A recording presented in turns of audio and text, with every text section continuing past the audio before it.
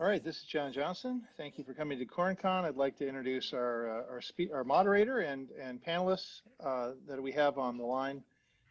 They're going to speak about cyber insurance. That's something that's really important at companies these days. You know, dealing with the unexpected, and there are different ways that you can manage risk, and they're going to talk about that. So, Mike Convertino, a good friend I've known for a long time here, is our moderator. Mike's now at a cyber insurance company. So I said, hey, why don't you come share some of what you've learned from your clients with our audience? We've got Tim. There's a typo here. That's not my fault. I didn't make these. It's Tim Callahan. That would be really interesting to have a first name of time. But Tim is CISO over at AFLAC. He's their global CISO. And then Michael Phillips, who's Chief of Claims at Arceo.ai. So, Mike, I'll let you take this away. Yeah, welcome everyone. I'm really glad that everybody could come by and watch us talk a little bit about what is going on in cyber insurance. Not surprisingly, this is a hot topic right now because of all the ransomware that's been going around and how prolific it's been. So, but I have here with me today Tim from AFLAC, as John pointed out, and Michael. Tim's a fellow CISO, but Michael brings a different perspective as a chief of claims for a couple of big insurance companies before this. So I wanted to kind of round it out and give you all an insight to how cyber insurance works or doesn't work, as the case may be, today. Anyway, I think we should probably kick it off with talking about, you know, I'm from the 80s, right, originally. And so talk about Frankie Goes to Hollywood, you know, what is it good for? Cyber insurance, what is it good for? What do you think, Tim? Yeah, Mike, I've kind of come along a journey on the whole concept of cyber insurance. You know, very early in my CISO career, you know, I kind of was of the opinion that, you know, if I had the amount of money that the premiums cost towards my security program, I was kind of the philosophy that I could probably prevent the need for cyber insurance. But as I kind of progressed and grew and broadened my horizons a bit, I think it really is about financial risk management more than anything. And you know, public companies now, it's expected, especially, you know, members of the board, you know, believe it's their fiduciary responsibility to make sure that there's coverage. And so I've changed my perspective quite a bit about that. So what's it good for? I think it's, you know, it gives you a bit of a hedge against the financial impact. I think there's an aspect of it where it, you know, every year we go through a review of our program with our carriers, and you know, not that, you know, within the regulated industries, insurance, banking, etc., you need a whole lot of outside views because you have a lot of outside view anyway from the regulators. But it does give you a little bit of a perspective on making sure that your program is reasonable. And because if it's not reasonable, then your premiums are going to reflect that. So I think in a broad view, that's kind of my thoughts on it. Oh, okay, well, good. Sure. Yeah, Michael, I thought I'd jump in. Yeah. And I want to thank John and Tim and Mike. I want to thank all of you for letting an insurance lawyer in the room, and all of you on the Zoom. You know, your boos only make me stronger. So you know, I'm really pleased and proud to get to chat with all of you, because cyber insurance has been on a journey, not just through the ransomware epidemic, which I think we should talk about in detail, but over the last 15 or 20 years, since it was created as a standalone and different type of insurance from other types of commercial insurance. I think we are getting our sea legs under us right now. So if you start with the late 90s, when the first cyber policies were so branded and were offering insurance, the risk transfer they were offering was for potential liability for technical people like yourself if you made a mistake. and also for professionals who carry confidential information. And so the original policies were just designed to offer defense coverage, AKA pay for even more lawyers to help resolve the kinds of disputes that happen when you manage information systems or lose information. But over the last 15 years, we've been trying to make it a more expansive product, and it has been quite successful and popular and grown quite quickly in the cyber insurance, in the insurance market. What that means is, paradoxically, is that the standards of underwriting, which I'd love to talk about with all of you, have gone down. We're all competing with each other, so we want to make it easy to buy cyber insurance. So we don't ask tough questions, and the sales folks who try to make those deals come true are not always cybersecurity experts or looping in their CISO. And so now that we get to this moment where ransomware truly is more threatening to companies like the ones you all secure, and more threatening to the God forbid, the insurance companies' bottom lines as well, we're reaching this interesting moment where we have to be more responsive to customer needs as an insurance company, and we have to be smarter about it from a security perspective. And so I'm really excited to talk about that with you as that villain insurance lawyer too. Speaking of the perspective of insurance being the villain, my original perspective on cyber insurance was probably typical, and that is that there were just a jillion loopholes in it. That found a way for me to not get paid for a thing, whatever that thing might have been. And I think I've since coming to Arceo, I've learned that that's not entirely the case, but I also think that most of us CISOs and security people just don't know that there's like this huge transition in the insurance industry, especially regarding cyber insurance, where it had been on a company's property policy in the past, and it just been covered there, like in a silent way, because it was a loss that was just incurred, and people were covering it to some degree for want of mentioning it, right? And so this insurance industry has a term for this that I learned. It's called silent cyber. And it's basically cyber that's covered in the property policy. But really what they're forcing, the industry is forcing, is this separate right of a separate cyber policy right now. So the whole, if you're experiencing that, if you think you had insurance before, and it was under, your CFO was letting the property policy, you could end up losing it. So it's definitely something to check on, because that which was there before may not be there for you later.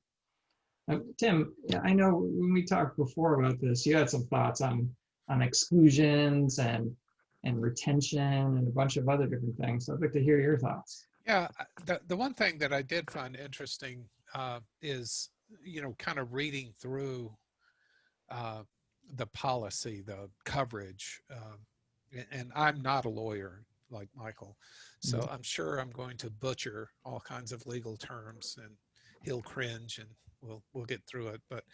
But at any rate, my concern was always, what happens if we need to file a claim and find out, oh my goodness, this is excluded, or what happens if, they deem this an act of war or a terrorist event, or some of those kinds of things. And then, here when we need it most, it's not available to us. So I've gotten a lot more involved in reading that and reading exclusions and really pressing our broker, especially on, what's covered, what's not covered. What would surprise us? I did find out that, without an additional business interruption clause, rider, again, whatever the right term is, without that, we could have an event that would be a cyber attack, a destructive attack event, and we may not be covered, because we didn't have the right kind of language in there. And again, I think all insurance companies, there's probably a common, what I've learned, at least for the type of products we offer, when you kind of go through the regulatory structure to offer a product, that there is some commonality in language there driven by that. But I did find that, different companies have different types of language around exclusion and around, what's covered under, their core cyber policy versus, like I said, business interruption or other kinds of policy. Mike, you pointed out earlier the property damage or the physical policy. And we did find out that, if our data center went away under one scenario, it might be covered. If it went away because someone erased all the files, that was a different coverage, So, trying to navigate that. And I do think if you're going to make it a part of your risk management program and proffer this, you really have to know that and think through it and really examine it. I've since learned coming here that base policies look different at different companies. And sometimes you need a rider, as you called it. They call it an endorsement. I'm learning the language. But yeah, you really do have to read it, right? Because some companies' paper is just entirely different. Yeah. And those scenarios are for real. Of course, the ultimate exclusion, right, is what they call retention, right? Yeah. Yeah. We would call it a deductible if we were insuring a car, but that's kind of what it is, right? It's the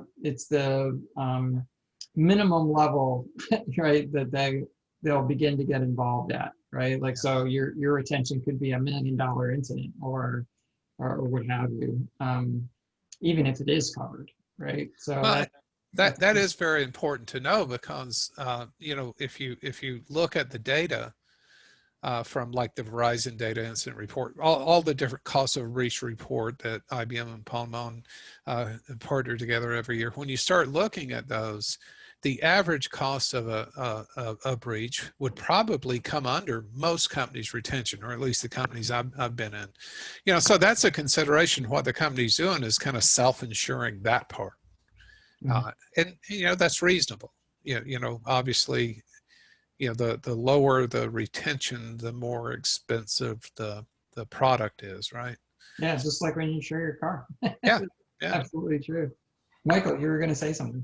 Yeah, no. Well, this conversation brings out a couple of things I'd highlight. One is that Tim and Mike, you're exactly the kinds of experts that need to be more incorporated into the insurance buying process. And I'd love to, talk about that to the extent that's an area of interest. Having the opportunity to sit down with your more traditional insurance buying colleague, whether that's a risk manager or a CFO, and say, hey, I'd really like to understand where we're headed in the cyber risk space, because that can help me align my security investment priorities.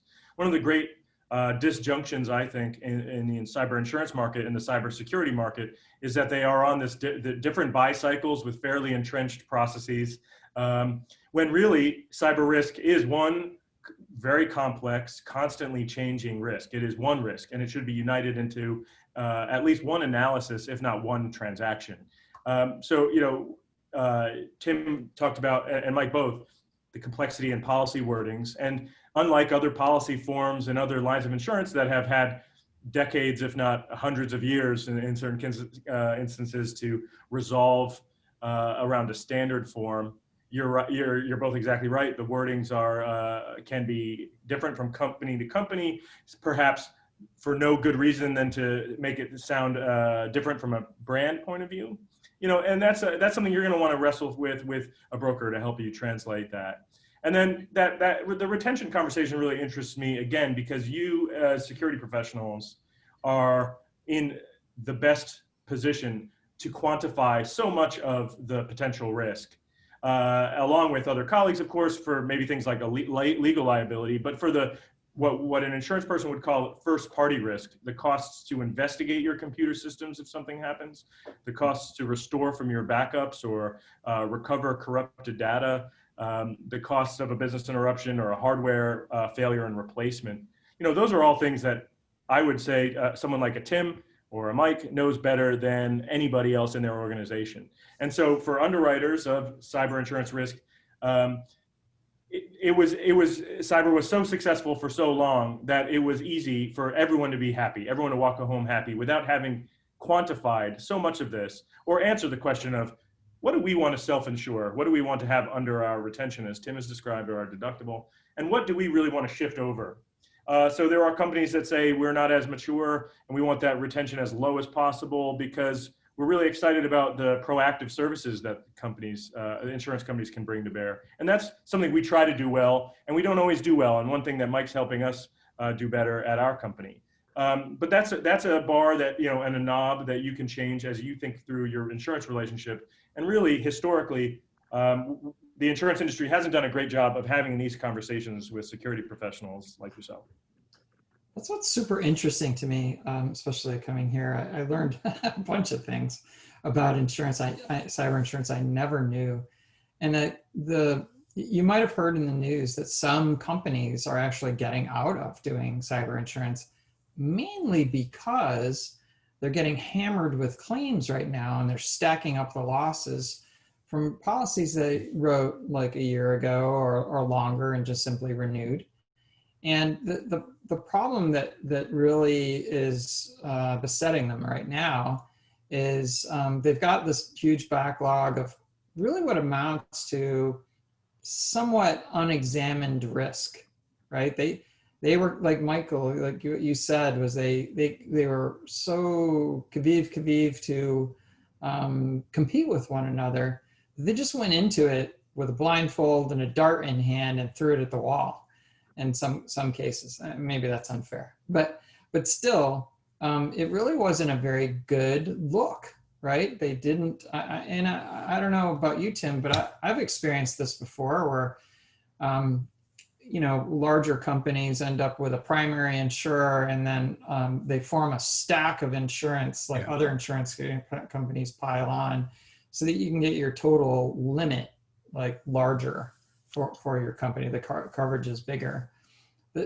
I've been in these meetings where they don't ask me about things that really are the primary risks to the business. So I'm at a SaaS company, we're doing DevOps, right? We're trying to secure this whole arrangement. We're on cloud, in the process of doing it. We're using, Kubernetes containers. We're doing all this stuff, and they don't even ask me what programming languages we use, right? And so they have no idea, none really, what the primary risks are. And it really stunned me. And so, we're trying to bring it back to a place where it's examined. And I think the other issue that comes in here is when a company insures for fire, fire's been fire since time immemorial, right? Fire is just fire. It's not alive. And so the thing that we have in information security that IT doesn't have to cope with and fire doesn't have to cope with is people, right? Like adversaries actually inventing new wares and coming at you. And so it can't be like the old insurance model of just pure. I have found though, Mike, I have found, having sat annually with both our primary carrier and then our underwriters that form this tower, I have noticed a increasing maturity and awareness with some of the questioners. So over time, like anything, in the beginning, it was, do you have a firewall? Well, yeah. Okay, check. Now it's really a lot more examining the program and the structure and what frameworks do you use, and I'm seeing a lot more questions, programmatic questions. So no, then they may not be asked, but about what programming language I use, but they're asking the kind of questions that, regardless of the programming language, do you have a training program for your software developers, for your sysadmins, different than the ones for your users? So are you taking into account the roles that the people in your organization are, and are you training them to those roles? Which is, you know, a really good question, because, you know, if, you know, I can remember a time where everybody had user awareness training, and again, it was a checkbox. You know, regulators say you have to do it, you do it. But the people that were at the higher risk of the scale, the developers and programmers and sysadmins, you know, they didn't have anything special. Now they do, right? And so I am seeing a little bit, I say a little bit, probably a dramatic shift, at least in the people that I've dealt with, which I think is encouraging, you know. But I think that's good, because we need cyber insurance. We don't need everybody to go out of business and not offer cyber insurance, right? I mean, it is something that we can insure our residual risk with, right? Insuring against the unknown, like, or the unknowable, right? Threats that are just now starting to show their heads, or not yet, but will during the course of the term of an insurance policy. And like, that's an important and big deal, right? But we've also, at AFLAC, we created and we actually have a separate company, AFLAC InfoSec Services, that we offer a MSSP type model to our independent insurance agents. And we'll probably at some time expand this to people that are already our customers. The vast majority of our customers are small businesses. And what we found out, you know, relative to this conversation was, you know, for a small business, most cyber insurance is not affordable. It's just not. So we have partnered with some that's created a product geared towards small business. And, you know, our research and our statistics showed that for small businesses that had a cyber attack, 60% of those small businesses just went away. They disappeared. They couldn't absorb it. And so so we're not the underwriter or the provider. We're partnering. I mean, we're not a PNC company anyway, right? But so we're partnering with an actual provider to provide this lower scale of affordable, you know, $8 a month covers, you know, typically $100,000 package of insurance, which I really think the small business was the underserved, is the underserved, because, you know, most of them are forced to self-insure because they couldn't afford it. And again, if they have a claim, they're you know, especially if they're a technology dependent small business, they're in a lot of trouble. You know, those are both, so there's two things I'd like to touch on really quick. One is the underwriting process for the large companies. And then the second is what I agree with you 100%, is the need for cyber insurance for smaller companies. And so with respect to larger risks and the underwriting process there, you know, Tim and Mike, you've both been, you know, CISOs at extraordinary companies.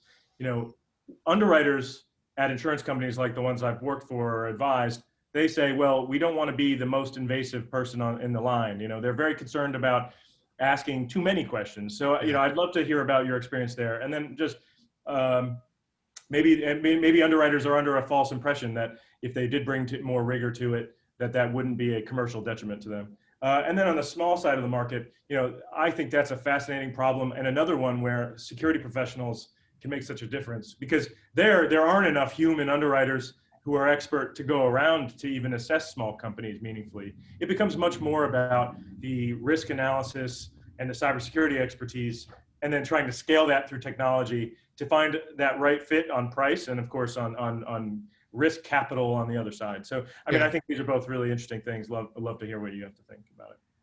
Yeah, on the big end, I agree with Tim. I mean, they're starting to ask the right questions, both on the application for insurance form, and also, and this is true of large companies, there's always an interview with a bunch of technical experts, or more or less experts from the companies in the stack, right? So I've been on calls with 16 people firing questions at me for a few hours, right? So it's an interesting arrangement, but like, asking questions is not the best way to do it, because depending on how you phrase a question, like whether intentional or not, you know, as a CISO, you're going to answer at to the level of your understanding of the question and the level of the precision of the question, right?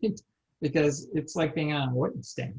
So you're not gonna offer extra things.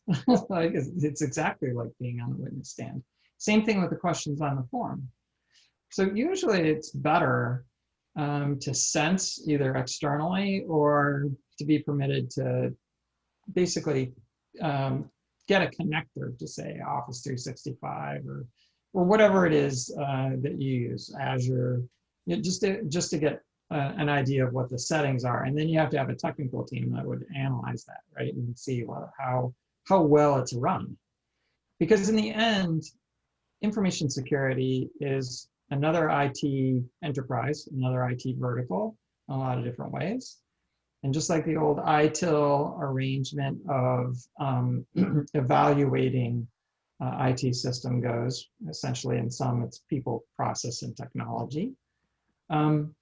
Those things matter, and having those things in equal measure and balancing those things out really should be a primary subject of underwriting, technical underwriting activity, right? So to see whether or not you can stack, and you know this, Tim. Yeah, I have firewalls. They're in a closet over there because I don't have any people to run them, and I don't have a process to run them by. I mean, that was TJ Maxx, right? They literally did have them. They did have them, but they were not deployed. And then all these credit cards got taken, right? So that's part of it. But again, going back to, it's not just about the team, the people part. It's not just about the team that you have on your information security beat, at your company, or even the attitude about, of your company about information security, or your C-suite's willingness to fund it. It's also, there's another group of people that get a vote in this particular IT enterprise, and that's the adversary, right? The threat. And so it needs to be taken into account. So in my view, that's what underwriting ought to encompass, right? It should evaluate those things directly, and it should reduce, it should be done in a way that reduces the burden on companies, right? We're going to scan you from outside. We're going to, have a connection, kind of like, I forget what company it was, insurance company it was. It would give you a little dongle to plug in your car, right? The ODD2 connector, and it was your safe driving and incentive, basically. If you behaved while you drove, and it could measure from that, then you'd get a better rate, right? Yeah. I do think there's indicators, though, if, and I kind of go back to my military career. In one of my assignments, I happened to do a lot of, I was at a headquarters, so I would augment the IG inspections. I would do staff assistance visits. And I could generally go into a unit and based just on the primary indicators, I could kind of figure out after a while what the units were going to. And I do think the insurance industry can really help out in this space, about starting to create some reasonable benchmarks of what they see. And I think, and our major broker in this has been a very good partner in doing that, because if I go into a company and I see a highly technical security program, but I don't see kind of the risk management discipline overlaying that, it makes me very uncomfortable. It's almost like, oh, I've got some really smart techies, but they're not really understanding the threat, and the mitigation and the controls and those structural kinds of things. Right. And I think, when I know when, again, talking to, the different carriers that we deal with, you can tell the difference between how they ask the question and what they typically see. And I do agree with it. It's about like a deposition, this much easier. But, I mean, they're not exactly adversarial like plaintiff's attorney, but anyway, but it is, I mean, it's a long question, but you can start getting a sense of this guy's been at it a while. He knows what to ask. He knows what's looking for. He's kind of got this kind of picture in his mind what you expect to see. And then if you don't see what you expect to see, you know to dig deeper, right? Yeah. If you kind of see what you expect to see, then you kind of go on. And I do think you know, that's very helpful. I would love to see the industry start creating benchmarks, you know, for instance, based on the size of the company and what they do, right? You should expect to see about the same size team with about the same size skills or the same skills and about the same spend, right? And you could start creating kind of a tier that says very quickly, you know, this company's really good at it, or they're not. You know, Yeah. that measure of reasonableness. But there are index, you know, maturity evaluation indexes that touch on all the things that you just mentioned. I don't know why that really hasn't come to the fore. I think automation helps, like reduce the load, like I said, but you're right. You can smell it when you go in. It's like being a CISO after you've been a CISO a bunch of times and coming to a new company. I mean, you can tell when you hit the ground maybe 48 hours after you do, right? What's going on. And then, you're right. Pulling on those threads of things that aren't quite right is something that we definitely have seen before. But you can also tell whether or not the company itself that's insuring you is what their level of sophistication is too. In this whole space. And you can tell when it's not and when it is, for sure. You know, in my experience, it's when it comes, like I said earlier, when a cyber insurance technical rep is asking you a bunch of questions and you find that they're not even asking you about the crown jewels of your company. You know, if you're at Twitter, it's an advertising company. If they're not asking you about the developers that touch the advertising engine, they probably don't understand like where the big loss could come from, or anything about what they're insuring, right? The technical price and enterprise they're insuring. What do you think of that, Michael? I think, Michael, you know, if we have time, I think it'd be interesting to get your perspective on claims that you're seeing. That's something every year that's very helpful to me to kind of, you know, augment our risks. So, yeah, please. Thank you. And I realize that you gave me an opening to push back against fears that cyber insurance doesn't cover anything. No, well, so there have been a number of high profile NotPetya attacks that have triggered insurance disputes.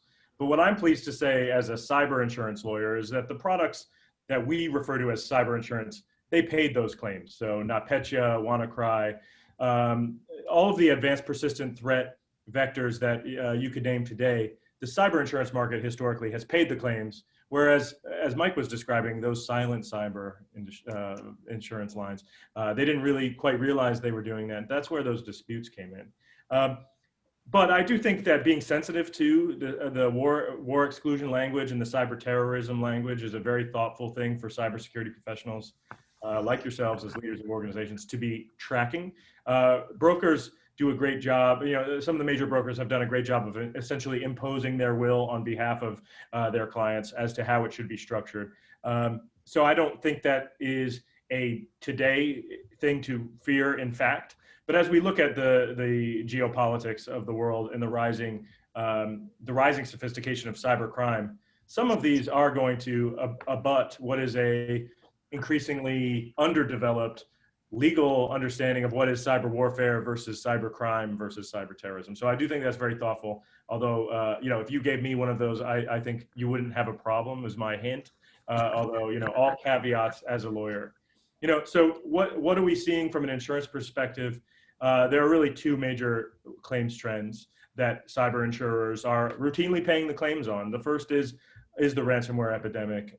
So most cyber insurance policies now have what is called dedicated cyber extortion coverage. So that may be an endorsement, and may be an insuring agreement in the main form, but it's there, and it covers all loss associated with investigating and resolving an extortion threat. And so the insurance market refers to ransomware as an extortion threat, although a lot of the damage has already been done the moment the encryption has happened, of course. When I first started advising insurance companies, when we wrote that form, we were thinking about threatened DDoS attacks, American vandals and maybe occasionally a sophisticated cyber criminal writing a letter to a bank in magazine cutout letters saying, I'm going to DDoS your website if you don't, leave a briefcase full of money. Anonymous, right? With the Exactly. low orbit ion cannon. Yeah, exactly. You're exactly right. And then it started to productize, sophisticated software engineers who are criminals by night developing ransomware. And that became the easiest way to part an innocent victim from their money. The demands have gone stratospheric over the last 2 years, and in particular the last few months, actually. So when I first started handling those claims and paying those claims, the scale of the encryption was small and the demands were small. It was very easy just to pay $500, $1,000. Now, unfortunately the curve is uninterrupted, so I won't belabor it. Now it is not uncommon to see 7- and 8-figure ransom demands with your backups also encrypted, them knowing that they have you dead to rights, and they also threaten to publish the information or leak the information or send it to your competitors. And so that makes it a much more devastating trend that I flagged for everyone. And I'll put a pin in this for you guys to speak about, but the main threat vectors through which this happens, how does a ransomware happen and how does it get prevented? I could give you my view as a claims lawyer, but I'd rather defer. And then the second problem is business email compromises. And of course, most of that comes from user error and phishing and the like. And unfortunately, folks like you are also dealing with an increasingly complex legal overlay over all of this. So how much data privacy investigation do you need to do? How often do you need to resort to lawyering to figure out, do I need to write letters to attorneys general or to impacted customers or clients or employees? And so those two trends really drive my day-to-day, although of course there's the GDPR and other legal problems. And then there's, system failure is now an area where cyber insurance market wants to address it. So no security event at all, just we rely on computer systems to operate and they do not function. Now we can't, make a dollar. We also want to address that problem, and that's fairly new to the market last few years. So the claims experience in that area is not as deep, but I'm happy to talk about that too. Yeah. Well, let's talk about one thing, like just yesterday or maybe the day before, where the US came out with some admonitions about paying ransoms and saying, certain ones were excluded. Certainly if they're a prohibited person, like banned person, you can't do it, which presents certain problems because there's some Eastern European, entities that are banned. Separating the criminal from a government as iffy in certain places. And so if they're banned people or organizations, we just got a shot over the bow from the US government telling us you can't pay them. So what's your thoughts on that, Mike? I mean, it's and you too, Tim. Like, what do you think? Well, I think from a pragmatic standpoint, I can kind of talk through the experience I've had. Probably our major insurance arm is in Japan, and they have some very specific legislation in Japan. And again, I may not be using the right term, but anyway, their regulatory environment, their legal environment is very prohibitive, or has been for a long time, of ever paying money to a criminal. So whether it's extortion or whatever. In our corporate program and our corporate policy on this, we had to be very sensitive to that. And then, like most companies, our policy is we're not going to pay, right? Mm-hmm. We've crafted some exits, that would say, it gives, our board reasonable flexibility, but at the same time, it's what you just pointed out, Mike. There's elements that you're just not going to pay, right? And it's interesting that what Michael was saying earlier about paying a lot more ransom claims. Most of the ransom amounts that I've seen, by and large, have been well under our retention. We would never file a claim against our carrier because it was well within our retention. But we have gotten some ransom notes that alluding to the fact of and these are almost comical to read, and I'm sure y'all have read them, but alluding to the fact it wouldn't hurt you anyway because your insurance will cover it, kind of thing. Right. And, yeah. The insurance is fueling this problem in some respects, right? Because they're paying. Yeah. I find that super, that's super interesting. And of course, they're paying cryptocurrency. Some cryptocurrency exchanges are actually, registered and responsive to law enforcement. But some are out of the reach. And of course, those are the ones that criminals, extrajudicial, extra-jurisdictional criminals are using, right? The ones out of the reach of those.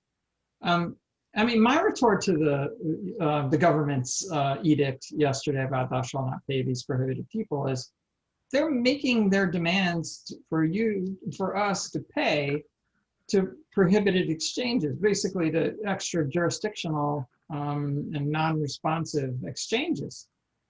Bring to bear the power of the Department of Treasury, the FCC, and a bunch of others to force telecoms to shunt make it impossible to reach those entities, right? So you're off on a whole different discussion. Yeah. I'd love to have, but I like to have about the carriers. But anyway. Yeah. We could go on. There's just a couple of quick things that I'll highlight, and happy to take direction after that. One is that cyber insurance today is studiously neutral on the decision itself as to whether to pay the ransom. So the coverage does not say you will pay the ransom when the insurance company tells you to.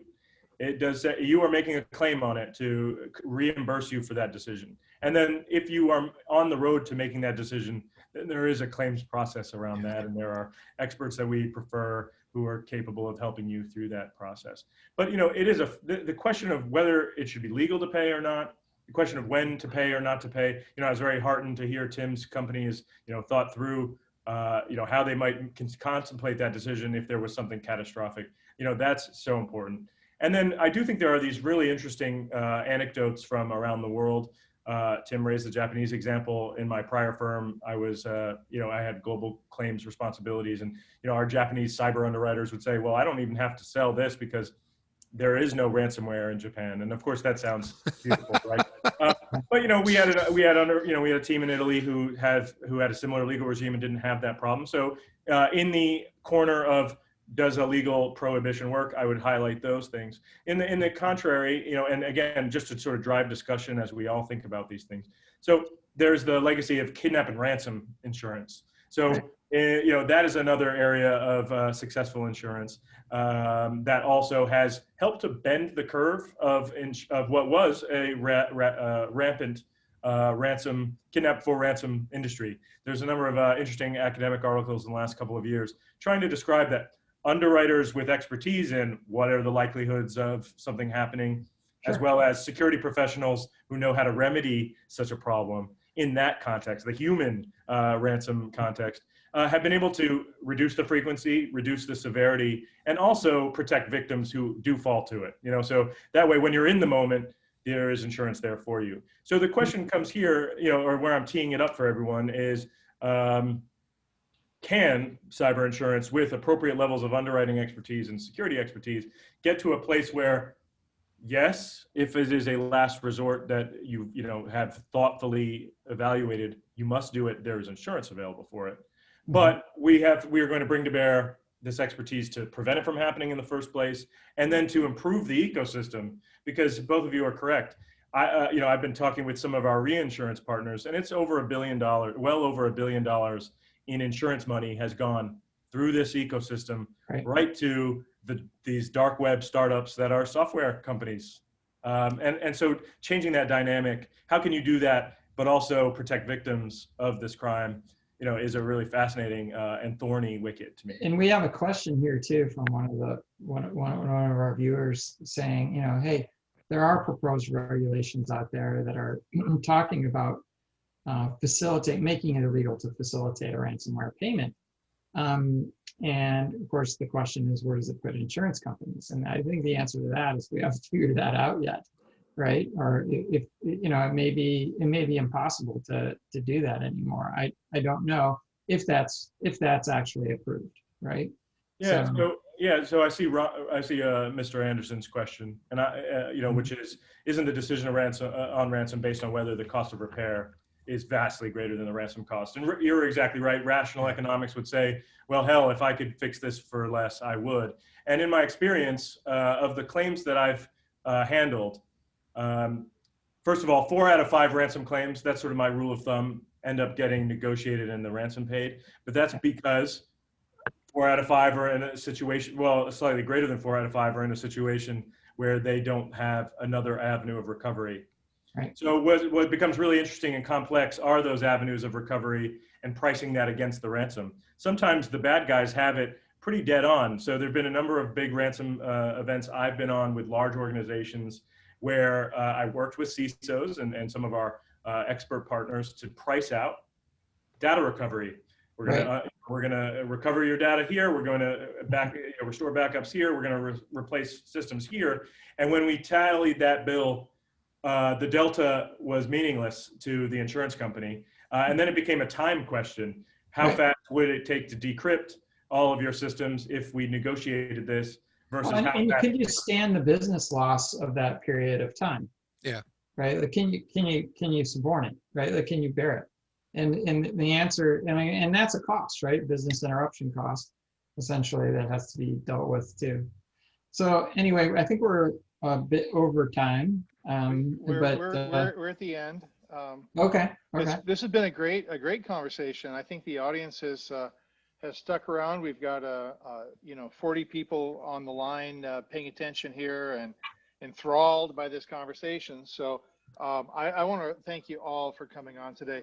It's cyber insurance is something that really is an important factor. You know, we need this to do our jobs, but we have to understand how to use it to our advantage, right? It's not something that we can just rely on to be a silver bullet. So thanks again for coming on. I'm going to get our next speaker going, and I hope that you guys might be able to be around some this weekend. We do have a Discord and some discussions and a lot of fun going on. So thanks for coming. All right. Well, thanks for having us. Appreciate it. Bye-bye. Bye-bye.